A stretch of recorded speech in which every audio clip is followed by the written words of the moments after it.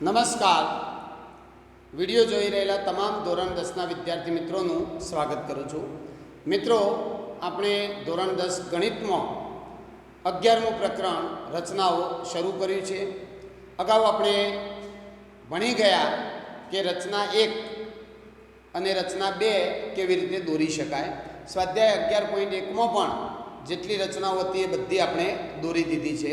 હવે આજે આપણે રચના 3 છેલ્લી રચનાનો અભ્યાસ કરીશું. રચના 3 છે.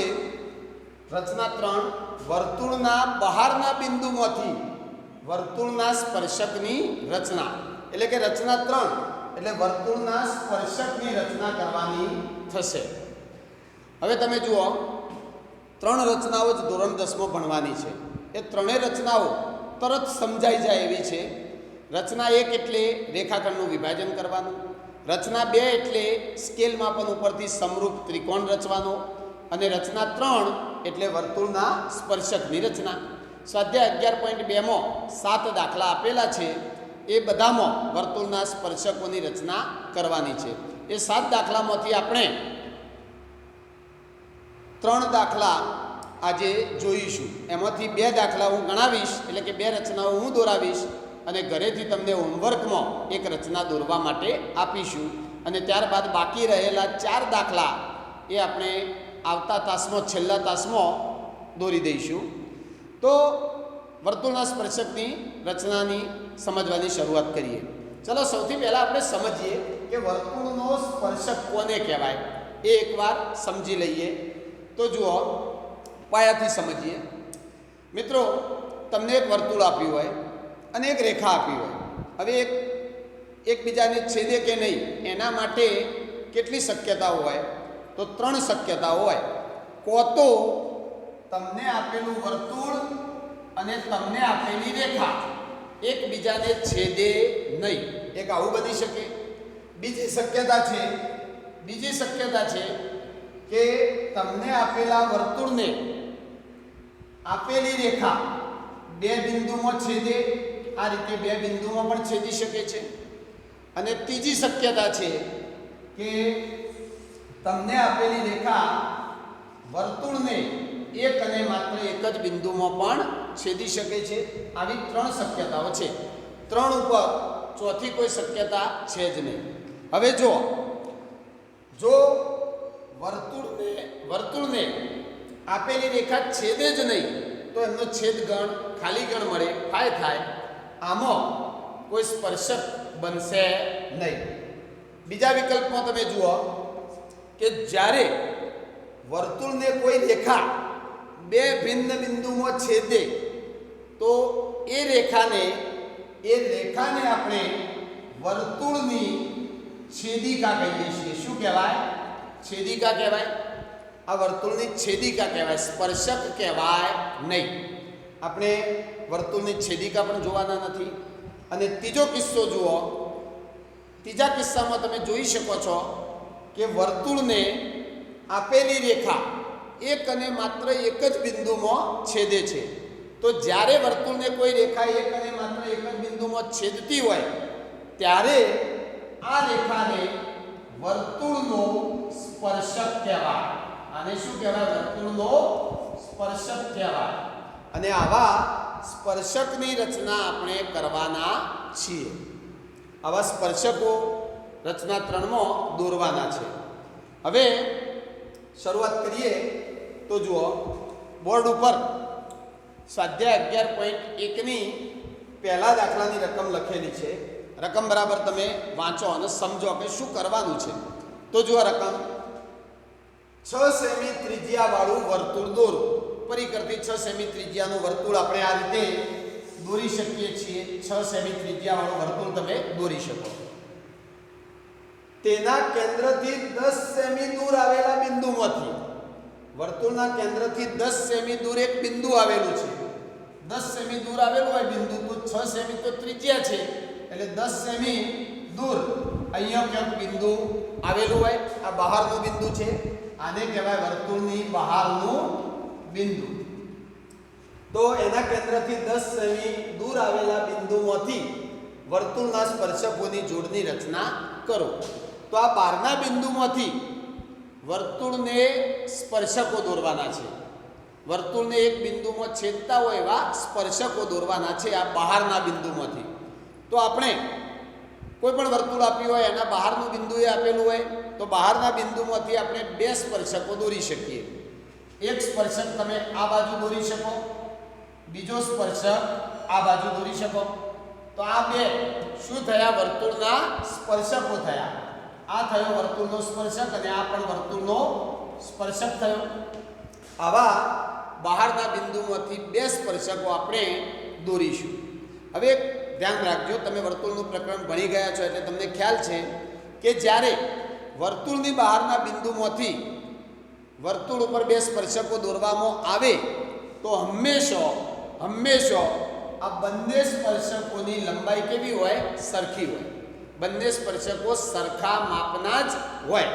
આપણને કહ્યું છે કે એમની લંબાઈ માપો, તો આપણે કોઈ એક સ્પર્શકની લંબાઈ માપીશું એટલી જ લંબાઈ બીજા સ્પર્શકની પણ થશે.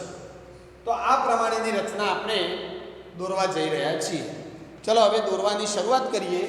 એક એક સ્ટેપ, જે રીતે આપણે સ્ટેપ બાય સ્ટેપ દોરીએ છીએ, એક એક સ્ટેપ સમજો અને સાથે સાથે તમે પણ દોરતા રહો ઘરે અને આખી રચના મગજમાં બરાબર ગોઠવો. ચલો આપણે શરૂઆત કરીએ. તો સૌથી પહેલું આપણું કામ છે 6 સેમી ત્રિજ્યાવાળું વર્તુળ દોરો. તો તમે માપપટ્ટી લઈ અને પરિકરની અણી અને પેન્સિલની અણી વચ્ચે 6 સેમી માપ ગોઠવી શકો. આ રીતે તમે 6 સેમી માપ ગોઠવી દો. પછી એ પરિકરથી 6 સેમી ત્રિજ્યાનું વર્તુળ દોરી શકાય. ચલો હું અહીંયા 6 સેમી ત્રિજ્યાવાળું વર્તુળ દોરી દઉં છું.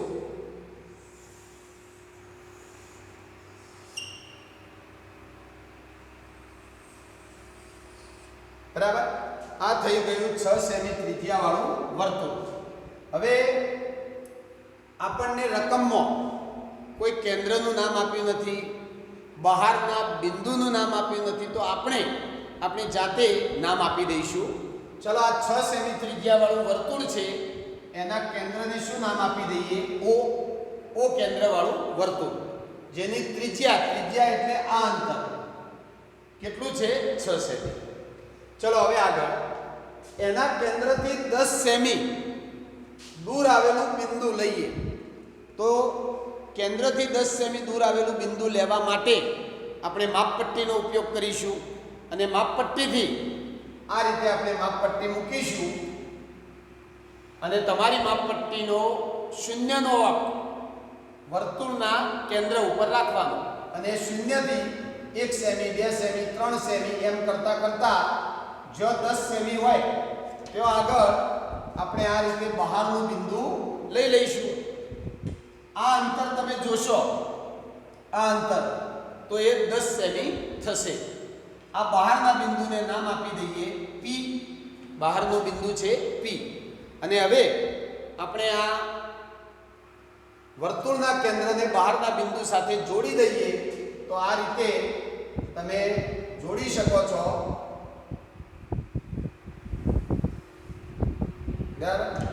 તો તમને એક રેખાખંડ મળી ગયો, જે રેખાખંડનું નામ છે OP.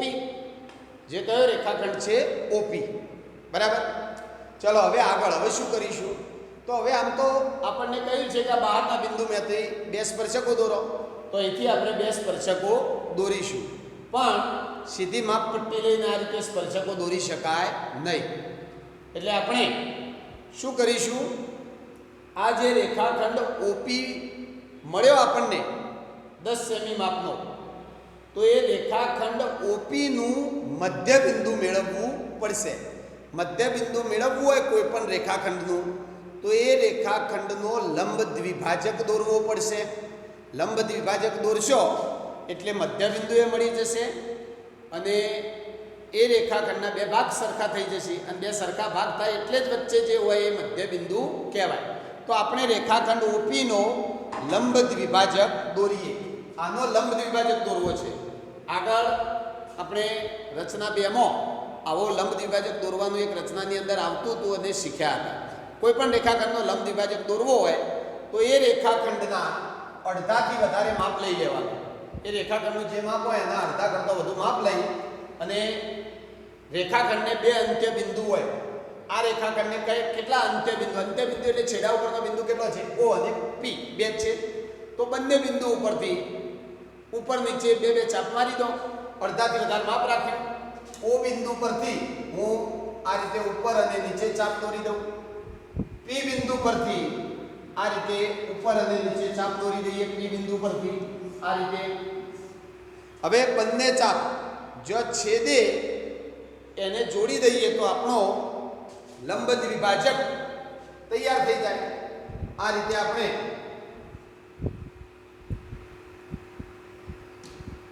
લંબ દ્વિભાજક દોરી દીધો અને આ તમારો લંબ દ્વિભાજક રેખાખંડને જો છેદે ત્યાં મધ્ય બિંદુ હશે અને મધ્ય બિંદુને આપણે નામ આપીશું M. આ મળી ગયું આપણને મધ્ય બિંદુ. ચલો હવે આગળનું કામ. હવે આપણે શું કરીશું? પરિકરથી એક બીજું વર્તુળ દોરવા જઈ રહ્યા છીએ. પણ આ વર્તુળ એવું દોરવાનું છે કે જે વર્તુળનું કેન્દ્ર M રાખવાનું અને ત્રિજ્યા OM જેટલી રાખવાની. O થી M નું જે માપ હોય એને આપણે ત્રિજ્યા લઈ લઈશું અને M ને કેન્દ્ર લઈશું અને આવું એક વર્તુળ દોરીએ તો આ રીતે દોરી શકાય. શું કરવાનું? પરિકરની અણી M ઉપર રાખો, જે કેન્દ્ર હોય એના ઉપર રાખીશું અને પેન્સિલની અણી રાખીશું O ઉપર અને આ રીતે આપણે વર્તુળ દોરીએ તો આ રીતે આપણને વર્તુળ મળી જાય.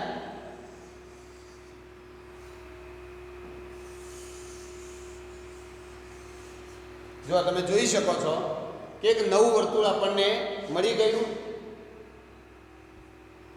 હવે તમે જુઓ, ચલો આપણું જે અગાઉનું વર્તુળ હતું 6 સેમી ત્રિજ્યાવાળું એ વર્તુળ આ રહ્યું તે, અને હમણાં જે દોર્યું M કેન્દ્રવાળું વર્તુળ એ આ રહ્યું તે. આ બંને વર્તુળ એકબીજાને કેટલા બિંદુમાં છેદે છે? તો તમે જોઈ શકો છો કે આ બંને વર્તુળ એકબીજાને બે બિંદુમાં છેદે છે. એક અહીંયા અને એક અહીંયા. તો એ બે બિંદુને આપણે નામ આપી દઈએ. એકને આપી દઉં Q અને એકને આપી દઉં R. હવે રચના પૂરી થવા આવી. હવે આપણે છેલ્લું કામ કરીશું કે P બિંદુમાંથી, બહારના બિંદુમાંથી Q સુધીનો એક રેખાખંડ દોરીશું અને એક P બિંદુમાંથી R ને જોડી દઈશું. એટલે આપણા બંને સ્પર્શક તૈયાર થઈ જાય. તો જુઓ, ચલો P ને Q સાથે જોડી દઈએ તો આ રીતે આપણને આ મળી ગયો એક સ્પર્શક. બીજો સ્પર્શક આપણને મળી જશે આ રીતે. તો આ બંને સ્પર્શકો આપણે દોરી દીધા. આ રચના પૂરી થઈ ગઈ. બરાબર, આ રચના કમ્પ્લીટ દોરાઈ ગઈ. સ્પર્શકો દોરવાના કયા? તો આ બે સ્પર્શકો થઈ ગયા. એનું માપ પણ તમે માપપટ્ટીથી માપી શકો છો. આપણે માપવાનું પણ છે, લંબાઈ માપવાની કઈ છે એટલે. તો આ રીતે રચના દોરવાની થાય. ફરી એકવાર જુઓ, સમજાવી દઉં ઝડપથી. સૌથી પહેલાં શું કરવાનું? 6 સેમી ત્રિજ્યાવાળું વર્તુળ દોરવાનું. આ રીતે પરિકરથી 6 સેમી ત્રિજ્યાનું વર્તુળ. ત્યારબાદ કેન્દ્રથી 10 સેન્ટીમીટર દૂર બહારનું બિંદુ લેવાનું. જે માપપટ્ટીથી તમે બહારનું બિંદુ 10 સેન્ટીમીટર દૂર લઈ શકો. ત્યાર પછી તમને જે રેખાખંડ મળ્યો OP એનો લંબ દ્વિભાજક દોરવાનો. એટલે અડધાથી વધુ માપ રાખી ઉપર અને નીચે ચાપ દોરવાના આ રીતે. તો તમને આવો લંબ દ્વિભાજક મળી જાય. લંબ દ્વિભાજક જો છે જે ત્યાં મધ્ય બિંદુ M કહેવાય. પછી આગળનું કામ શું છે? M ને કેન્દ્ર લઈ OM જેટલી ત્રિજ્યા રાખી એક વર્તુળ દોરવાનું. એટલે કે પરિકરની અણી M ઉપર રાખવાની, પેન્સિલની અણી O ઉપર રાખવાની અને એક વર્તુળ દોરવાનું. આ રીતે વર્તુળ મળી જાય. બંને વર્તુળ એકબીજાને બે બિંદુમાં છેદતા હશે. એને તમે નામ આપી દેશો Q અને R. અને છેલ્લે આપણે બહારના બિંદુમાંથી બે સ્પર્શકો આ રીતે દોરી શકીએ છીએ. તો આવી બહુ સહેલી રચના 3 નંબરની છે. તો હવે આપણે રચના દોરતો તો શીખી ગયા. આ રચના દોરતી વખતે જે કામ આપણે કર્યું સ્ટેપ બાય સ્ટેપ રજૂ કરીએ તો રચનાના મુદ્દા તૈયાર થઈ જાય. એટલે હવે આપણે લખીશું રચનાના મુદ્દા. રચનાના મુદ્દા તમારી ભાષામાં તમે જે કામ કર્યું છે એ જ વ્યવસ્થિત રજૂ કરવાનું છે. ચલો સૌથી પહેલાં શું કર્યું? સૌથી પહેલાં આપણે કર્યું 6 સેમી ત્રિજ્યાવાળું વર્તુળ દોર્યું અને વર્તુળના કેન્દ્રને શું નામ આપ્યું? O નામ આપ્યું. તો આપણે લખી શકીએ પહેલું જ કે 6 સેમી ત્રિજ્યાવાળું વર્તુળ દોરો, તેનું કેન્દ્ર O છે, આપણે એને નામ આપ્યું O. ચલો ત્યારબાદ શું કર્યું? વર્તુળ દોર્યા પછી 10 સેન્ટીમીટર દૂર બહારનું બિંદુ P લીધું અને એ P બિંદુ કેવી રીતે લીધું?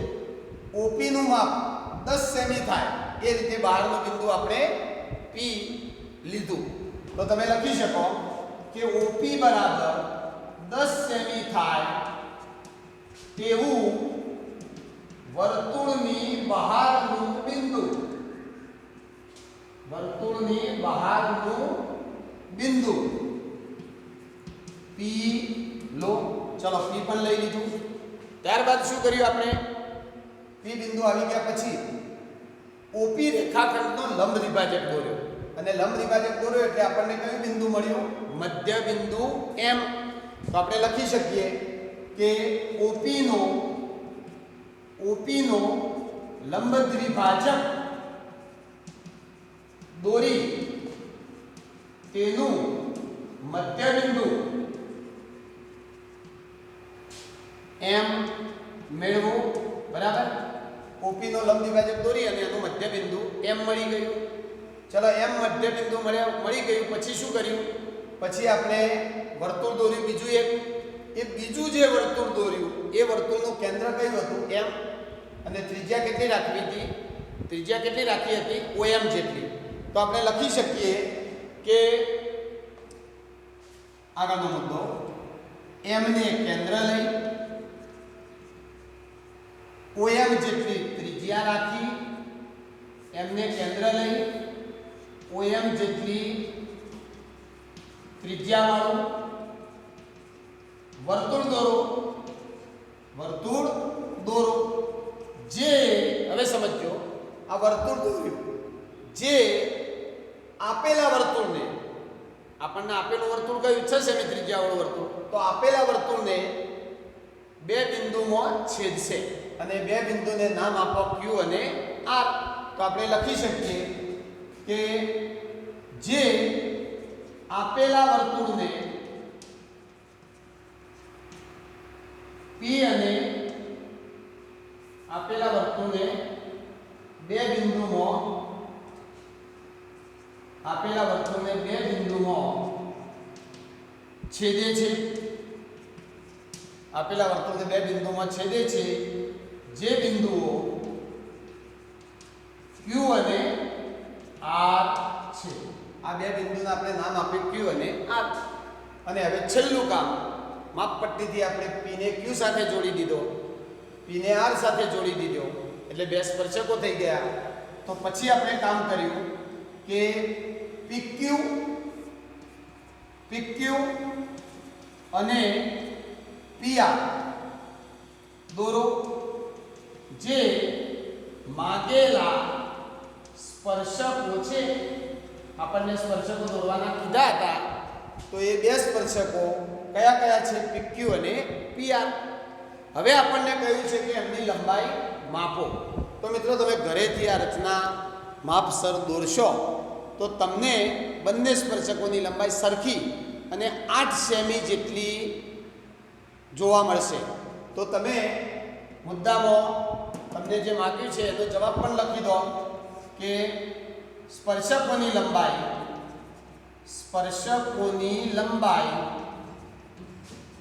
PQ અને PR બંનેની લંબાઈ કેવી હોવાની? સરખી. PQ બરાબર PR અને એ કેટલી હશે? 8 સેમી છે. આ રીતે તમે મુદ્દા પણ લખી શકો છો. તો મિત્રો બહુ સહેલી રચના આપણે દોરતો શીખ્યા છીએ. એકવાર ઝડપથી સ્ક્રીનશોટ લઈ લેશો, ત્યારબાદ બીજી એક રચના સ્વાધ્યાય 11.2 ની દોરી દઈએ. ચલો સ્ક્રીનશોટ લઈ લો.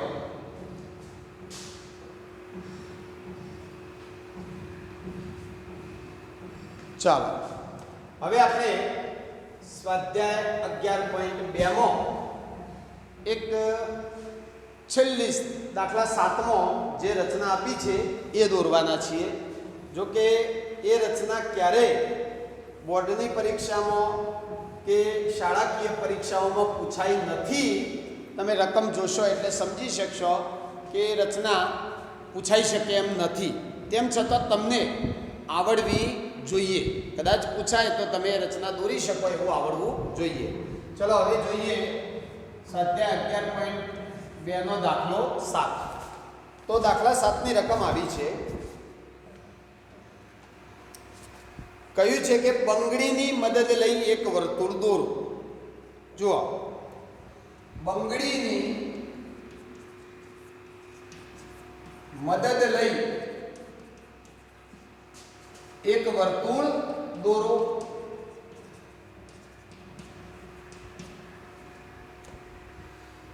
વર્તુળની બહાર એક બિંદુ લો. વર્તુળની બહાર એક બિંદુ લો.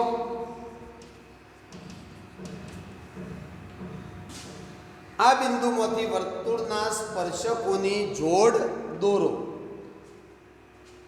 આ બિંદુમાંથી વર્તુળના સ્પર્શકોની જોડ દોરો. એટલે કે આ બહારના બિંદુમાંથી વર્તુળના બે સ્પર્શકો આપણે દોરવાના છે. જો બરાબર રકમ બંગડીની મદદથી એક વર્તુળ દોરો. હવે પરીક્ષામાં કોઈ વિદ્યાર્થી પાસે બંગડી ના પણ હોય એટલે કે વર્તુળ બંગડીની મદદથી વિદ્યાર્થી ના પણ દોરી શકે. કોઈ એવી ગોળ વસ્તુ પણ પરીક્ષામાં બેઠેલા વિદ્યાર્થી પાસે ના હોય એટલે આ રચના પૂછાતી નથી. પણ આ રચના કેવી રીતે દોરી શકાય એ ખાસ સમજજો. તો આપણે બંગડીની મદદથી, ટૂંકમાં પરિકરની મદદ વગર વર્તુળ દોરવાનું છે. કેમ આવું કહ્યું તમને? કારણ કે પરિકરની મદદથી તમે વર્તુળ દોરશો તો પરિકરની જે અણી હશે એ શું કહેવાશે? વર્તુળનું કેન્દ્ર.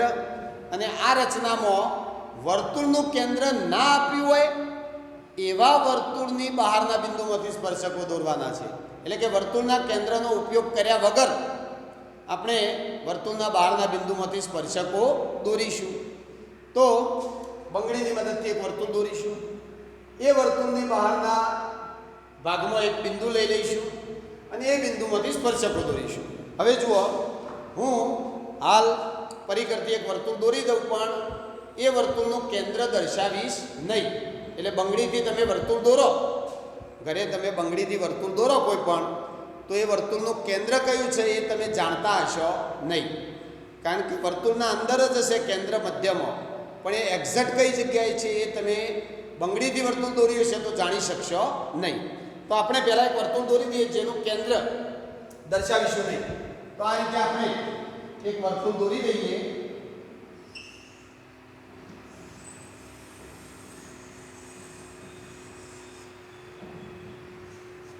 ચાલો, આ વર્તુળ દોરી દીધું. હવે આ વર્તુળના વચ્ચે પરિકરની અણી ક્યાં મૂકી હતી એ પણ હવે દેખાતું નથી. એટલે કે આ વર્તુળનું કેન્દ્ર આપણી પાસે છે જ નહીં. હવે આની બહાર એક બિંદુ લઈશું. કોઈ માપ આપેલું ના હોય, આમાં કોઈ માપ ના આપેલું હોય. આમ તો તમને કહે કે ભાઈ વર્તુળના કેન્દ્રથી 10 સેન્ટીમીટર દૂર બહારનું બિંદુ લો, પણ કેન્દ્રનો ઉપયોગ જ કરવાનો નથી. એટલે કોઈ માપ ના આપ્યું હોય એમનામ આપણે વર્તુળની બહાર કોઈ બિંદુ લઈ લઈશું. ધારો કે હું વર્તુળની બહાર આ જગ્યાએ કોઈ બિંદુ લઈ લઉં છું. બરાબર, આ બિંદુને નામ આપીએ પી. હવે આ બહારના બિંદુમાંથી સ્પર્શકો દોરવાના છે. તો મિત્રો, વર્તુળની બહારના બિંદુમાંથી સ્પર્શકો દોરવા હોય તો તમારે વર્તુળના કેન્દ્રની જરૂર પડે જ. એટલે ભલે તમને વર્તુળનું કેન્દ્ર નથી આપ્યું, બંગડીથી તમે વર્તુળ દોર્યું હોય તો તમને કેન્દ્ર કયો છે એની ખબર પણ નથી, તો પણ વર્તુળના કેન્દ્ર વગર આ રચના આગળ દોરી જ નહીં શકાય. તો આપણે શું કરીશું? આપણે સૌથી પહેલાં આ વર્તુળનું કેન્દ્ર શોધીશું. બસ નવું આ જ છે. આગળ જે રચના ભણ્યા એના કરતાં નવું આટલું જ છે કે પહેલાં આ વર્તુળનું કેન્દ્ર શોધી કાઢો. કેન્દ્ર મળી જાય પછી આખી રચના અગાઉ જે દોરી એવી થઈ જશે. તો આપણે વર્તુળનું કેન્દ્ર કેવી રીતે શોધી શકીએ? તો જો વર્તુળનું કેન્દ્ર શોધવા માટેની એક રીત છે. વર્તુળનું કેન્દ્ર શોધવું હોય તો તમારે શું કરવાનું? આ વર્તુળમાં બે જીવાઓ દોરો અને એ જીવાઓ પણ સમાંતર હોવી જોઈએ નહીં. એવી સમાંતર ના હોય એવી બે જીવાઓ દોરી દઈએ. તો ચલો હું આ વર્તુળમાં બે જીવાઓ દોરી દઉં. એક જીવા અહીંયા દોરી દઉં. ગમે તેવી તમે બે જીવાઓ દોરી શકો છો. આ એક જીવા અહીંયા દોરી દઉં. આ બીજી જીવા. ચલો આ બે જીવાઓ દોરી દીધી. આ બે જીવાઓને આપણે નામ આપી દઈએ. એક જીવાને નામ આપીએ AB, બીજી જીવાને નામ આપીએ CD. હવે વર્તુળમાં આવી બે જીવાઓ દોરેલી હોય તો એની મદદથી વર્તુળનું કેન્દ્ર તરત મળી જાય. કેવી રીતે મળશે? તો તમે આ બે જીવાઓમાં બે જીવાઓના લંબ દ્વિભાજકો દોરો. વારાફરતી આ બે જીવાના લંબ દ્વિભાજકો દોરો અને બંને જીવાના લંબ દ્વિભાજકો જો છેદે એ જ વર્તુળનું કેન્દ્ર હોય. તો ચલો આપણે આ જીવાઓના લંબ દ્વિભાજકો દોરી દઈએ. હવે પહેલાં ABનો લંબ દ્વિભાજક દોરીએ. વારાફરતી દોરવાનું. ચલો મારે જીવા ABનો લંબ દ્વિભાજક દોરવો છે તો અડધાથી વધારે માપ લઈ લો અને એકવાર A બિંદુ પરથી બે ચાપ, B બિંદુ પરથી એ જ માપના બીજા બે ચાપ મળી ગયા. તમે જોઈ શકો છો કે આ બંને ચાપ આપણને મળી ગયા છે. હવે આ બે ચાપને હું જોડી દઉં તો આપણો જીવા ABનો લંબ દ્વિભાજક તૈયાર થઈ જાય. ચલો જીવા ABનો લંબ દ્વિભાજક દોરી દઈએ. આ થઈ ગયો. બરાબર. આ લંબ દ્વિભાજક થયો કોનો છે? જીવા ABનો. ચલો હવે જીવા CDનો લંબ દ્વિભાજક દોરી દઈએ. તો એમાં પણ અડધાથી વધારે માપ રાખી C બિંદુ પરથી ચાપ દોરીશું. 1 2 ઉપર નીચે. D બિંદુ ઉપરથી ચાપ દોરીશું 1 અને આ નીચે 2. બરાબર. તમે જોઈ શકો છો કે એક ચાપ અહીંયા છેદે છે અને એક ચાપ અહીંયા છેદે છે. બંને ચાપ જો છેદે છે એ બિંદુને આપણે જોડી દઈએ તો આપણને લંબ દ્વિભાજક મળી જાય. આ રીતે. ચલો આ મળી ગયો. હવે તમે ધ્યાનથી જુઓ. બંને જીવાના લંબ દ્વિભાજકો જે બિંદુ આગળ છેદે છે એ બિંદુ કયો છે? તો અહીંયા છે. એ બિંદુ આ રહ્યું. જોઈ લો તમે. અહીંયા છે અને એ બિંદુ આપણા વર્તુળનું કેન્દ્ર થઈ ગયું. એ બિંદુ વર્તુળનું કેન્દ્ર જ હોય એટલે એને આપણે નામ આપી દઈએ O. આને આપણે નામ આપીશું O. બરાબર. ચલો હવે બહારનું બિંદુ તો આપણે લઈ લીધું છે. હવે આગળનું કામ અગાઉની રચના જેવું થઈ ગયું એટલે આપણે ઝડપથી આગળની રચના શીખ્યા છીએ એ પ્રમાણે દોરી દઈએ. ચલો હવે શું કરવાનું? કેન્દ્ર મળી ગયા પછી કેન્દ્રને બહારના બિંદુ સાથે જોડી દેવાનું. ચલો કેન્દ્રને બહારના બિંદુ સાથે જોડીએ તો આ રીતે એક રેખાખંડ મળી ગયો OP. આ રેખાખંડનો લંબ દ્વિભાજક દોરો અને મધ્ય બિંદુ મેળવી લો. ચલો આ રેખાખંડનો લંબ દ્વિભાજક દોરવા અડધાથી વધારે માપ રાખીશું. એકવાર O બિંદુ પરથી બે ચાપ દોરીશું. પછી P બિંદુ પરથી પાછા બે ચાપ દોરીશું એ જ માપના. આ રીતે હવે લંબ દ્વિભાજક દોરી અને મધ્ય બિંદુ એમ મેળવી લઈએ.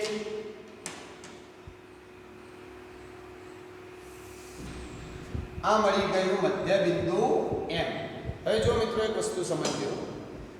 મધ્ય બિંદુ M વર્તુળની બહાર પણ મળી શકે, વર્તુળની અંદર પણ મળી શકે અને ક્યારેક વર્તુળના ઉપર પણ આવી જાય. તમારે એની ચિંતા કરવાની નહીં, કારણ કે મધ્ય બિંદુ કયો મળશે એનો આધાર આ રેખાખંડની લંબાઈ ઉપર છે. જો તમે બહારનું બિંદુ દૂર લીધું હશે તો મધ્ય બિંદુ બહાર મળશે.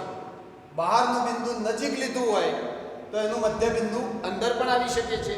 એટલે મધ્ય બિંદુ અંદર જ મળે કે બહાર જ મળે એવું કંઈ હોય નહીં. એ રેખાખંડની લંબાઈ ઉપર આધાર રાખશે. ચલો મધ્ય બિંદુ એમ મળી ગયું. હવે આપણે આ મધ્ય બિંદુને વર્તુળનું કેન્દ્ર લઈએ અને ત્રિજ્યા લઈએ OM જેટલી અને એક વર્તુળ દોરી દઈએ. તો એમને કેન્દ્ર ઉપર મૂક્યું, O ઉપર પરિકરની અણી મૂકી અને આપણે એક વર્તુળ દોરીએ.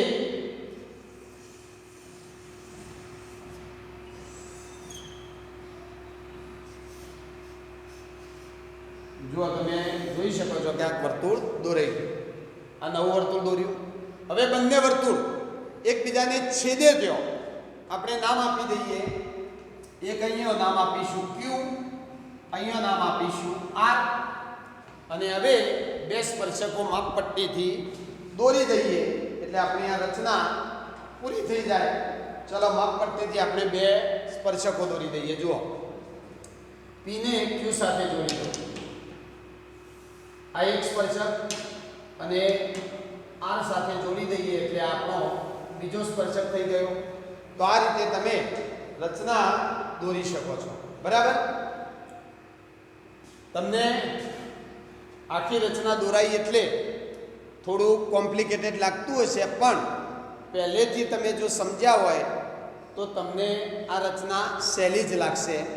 આમ તો અગાઉ જે રચના દોરી હતી એવી જ રચના છે, માત્ર થોડું કામ વધી ગયું કે વર્તુળનું કેન્દ્ર નહોતું આપ્યું એટલે આપણે બે જીવાઓ દોરી. એ બે જીવાઓના લંબ દ્વિભાજકો દોર્યા અને એ બે લંબ દ્વિભાજકો જો છેદે એને આપણે વર્તુળનું કેન્દ્ર ગણ્યું અને એ જ વર્તુળનું કેન્દ્ર હોય. અને ત્યાર પછી બહારના બિંદુ સાથે જોડતો રેખાખંડ દોરી અને રચના આગળ દોરી દીધી. તો આ રીતે બંગડીની મદદથી એક વર્તુળ દોરીએ અને એ વર્તુળની બહારના બિંદુમાંથી વર્તુળને બે સ્પર્શકો દોરી શકાય છે. ચલો આ રચનાના મુદ્દા લખવા હોય તો આપણે જે કામ કર્યું એ જ લખવાનું છે. રચનાના મુદ્દા. ચલો સૌથી પહેલું આપણે કામ શું કર્યું? સૌથી પહેલું આપણું કામ હતું કે ભાઈ બંગડીની મદદથી એક વર્તુળ દોરો. તો ચલો આપણે પહેલો મુદ્દો લખીએ કે ભાઈ બંગડીની મદદથી એક વર્તુળ દોરો. ચલો પછી શું કર્યું હતું? વર્તુળ દોરી દીધું બંગડીની મદદથી. ત્યારબાદ શું કર્યું? એનું કેન્દ્ર શોધવા માટે આપણે બે જીવાઓ દોરી હતી. આવી બે જીવાઓ દોરી અને એ બે જીવાઓ પરસ્પર સમાંતર ના હોય. સમાંતર એટલે આવું વર્તુળ હોય તો આ રીતે આ સમાંતર કહેવાય. રેલવેના બે પાટાને એવી સમાંતર ના હોય એવી જીવાઓ દોરી. તો બીજું સ્ટેપ લખી શકીએ કે વર્તુળમાં પરસ્પર સમાંતર ના હોય તેવી બે જીવાઓ AB અને CD દોરો. બરાબર? બે જીવાઓ દોરી દીધી AB અને CD. ત્યારબાદ શું કર્યું? AB અને CD બે જીવાઓના લંબ દ્વિભાજકો દોર્યા અને એ બે લંબ દ્વિભાજકો જો છેદે એ બિંદુને આપણે O નામ આપ્યું.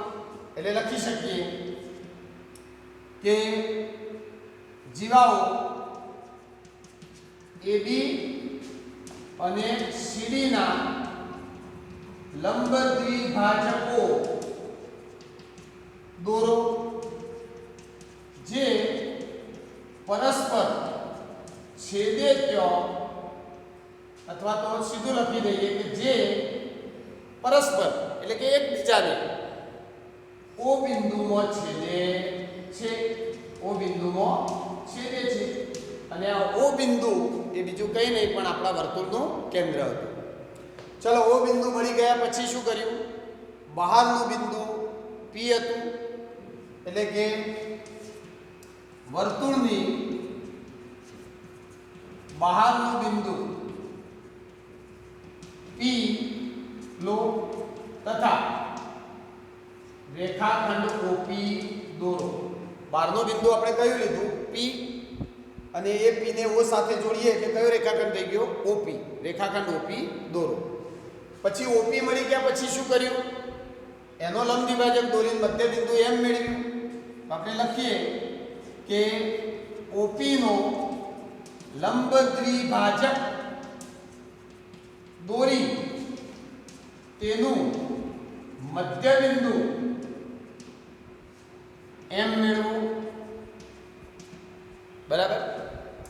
ચલો હવે આગળ શું કર્યું? એમ મળી ગયા પછી એમને કેન્દ્ર લીધું. પરિઘની અણી એમ ઉપર રાખી એટલે એમને કેન્દ્ર લીધું કહેવાય. અને OM જેટલી ત્રિજ્યા રાખી એક વર્તુળ દોર્યું. તો એમને કેન્દ્ર લઈ OM જેટલી ત્રિજ્યા વાળું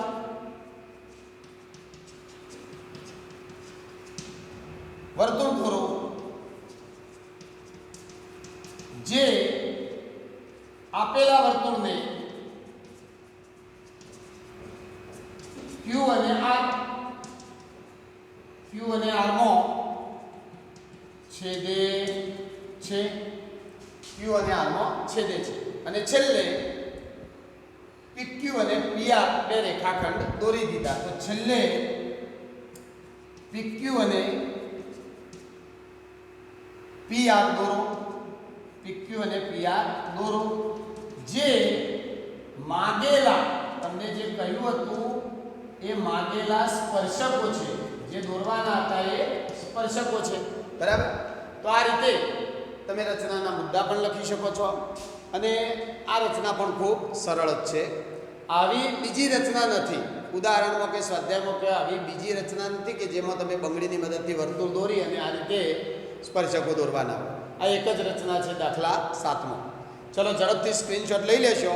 ત્યારબાદ હોમવર્કમાં તમને આજે જે ભણ્યા એમાંની જ એક રચના દોરવા આપીએ છીએ. સ્ક્રીનશોટ લઈ લો.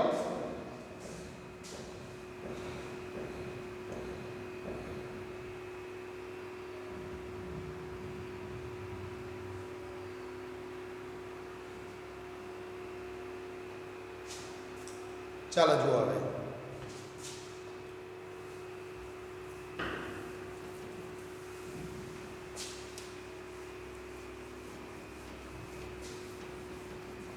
ચલો તમને હોમવર્કમાં એક રચના આપીએ.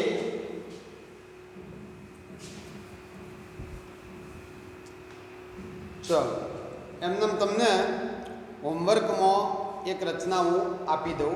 ચલો એમને રકમ લખી દઈએ. ચલો હોમવર્ક 5 સેમી ત્રિજ્યા વાળું 5 સેમી ત્રિજ્યા વાળું વર્તુળ દોરો. તેના કેન્દ્રથી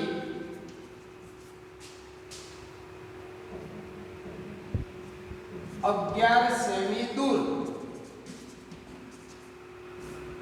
વર્તુળની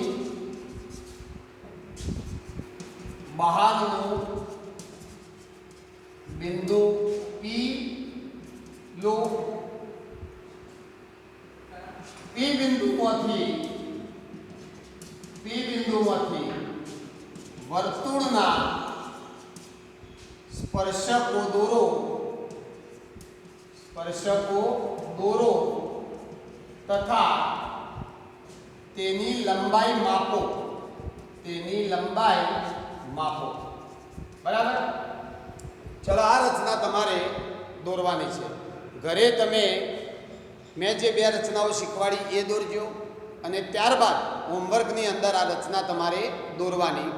હવે સ્વાધ્યાયમાં જે 7 દાખલા આપ્યા હતા એમાંથી 2 આપણે દોરી દીધા. 2 રચનાઓ દોરી દીધી. હવે 5 બાકી છે. આવતા છેલ્લા તાસમાં આપણે દોરી દઈશું એટલે આ પ્રકરણ આપણું પૂરું થશે. તો હોમવર્કનો સ્ક્રીનશોટ લઈ લેશો.